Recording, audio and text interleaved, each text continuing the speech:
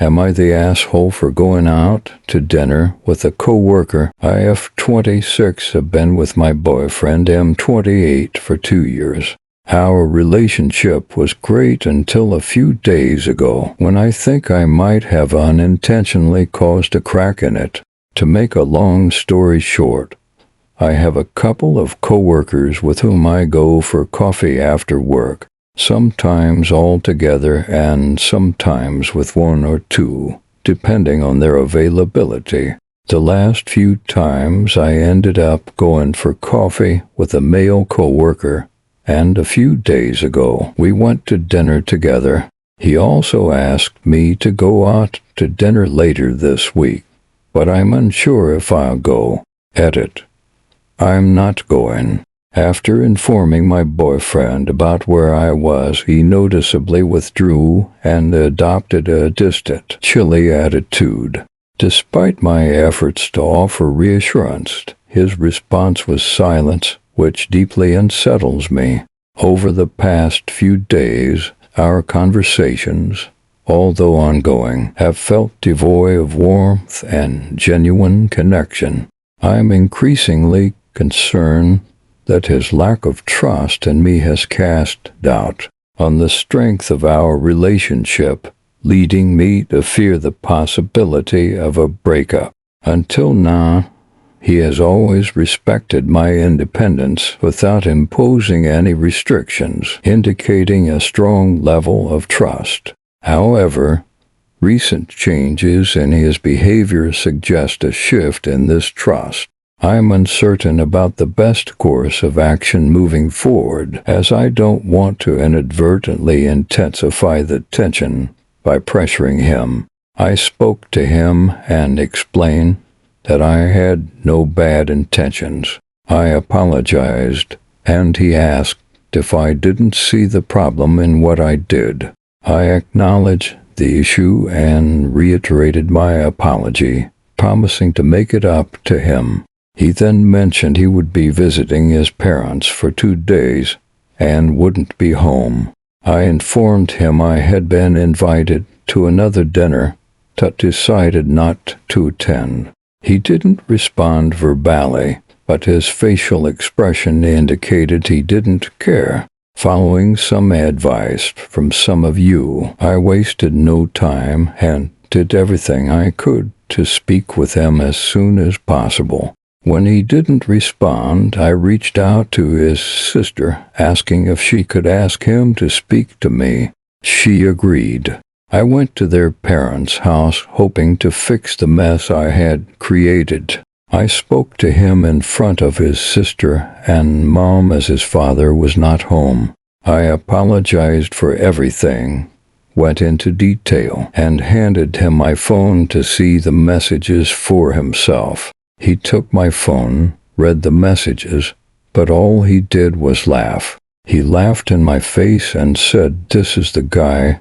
Really, you could have at least gone out with someone better." I continued to apologize, asking what I could do to make things right, to make him believe me.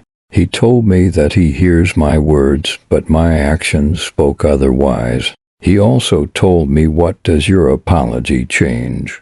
I told him that I'm being honest and that I'm not lying. He responded to be asking where was my honesty till now. I asked him if there's anything I can do to change his mind. He said no. He asked me if I'm going to second dinner. I said no. He asked, "Why not? You were perfectly fine going on the first. Why not go to the second?" He knew you had a boyfriend, so did you, but you didn't care. He told me that I'm a free woman and that I can do whatever I want. I was crying, but he didn't care. He thanked me for good memories and wished me all the best. I told him that I didn't come to his parents' house for nothing. He told me that he spent 2 years with me for nothing. He then asked me to leave, which I did. As I was leaving, he told me that after his coworker has had his fun, he will discard me, and I will be left with a broken heart, weeping and ashamed. No man wants a woman who gives up her boyfriend or husband so easily.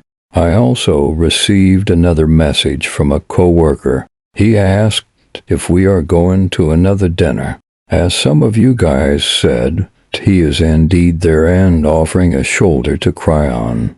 I didn't respond. I'm devastated, but I deserved it. Next story. Am I the asshole for telling my wife that I don't plan to be monogamous to her for the time being? My wife and I were separated for 6 months on her wish. Let's just say both are at fault.